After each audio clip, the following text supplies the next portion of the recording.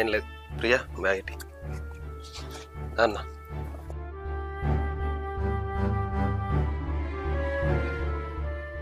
ప్రియా ఇగో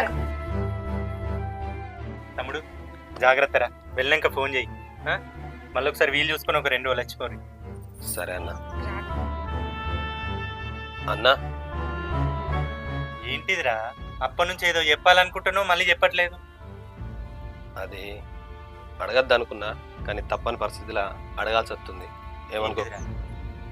నాకు ఒక 3 లక్షలు అవసరం ఉందన్న. 3 లక్షలా? అవునన్నా, ఎందుకురా? మా దోస్తుగానికి కొన్ని పైసలు అవసరం ఉన్నాయంటే అప్పడిగిప్పించిన అన్న. వాడు నన్ను మోసం చేసిండు. అవి నేను కట్టాల్సి వచ్చింది. కొన్ని కట్టినా ఇంకొన్ని అవసరం ఉందన్న.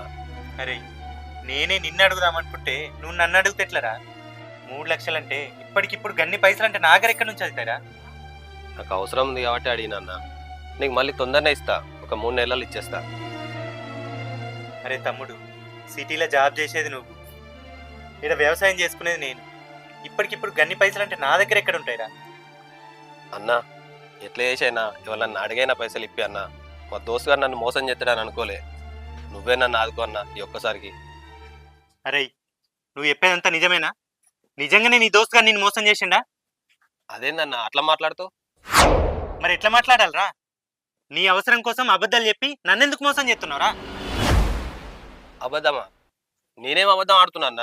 మాట్లాడకరా, నాకు మొత్తం తెలుసు. మొత్తం తెలుసా? ఏమైందన్న, ఎందుకు అట్లా మాట్లాడుతున్నావు? నేనే మోసం చేసిన అన్న. వద్దులరా, నాకు అన్ని తెలుసు.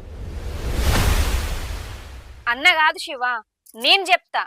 సిటీలా జాబ్ చేసుకుంటా మంచిగా బతుకుతారు కదా అని మేము అనుకున్నాం.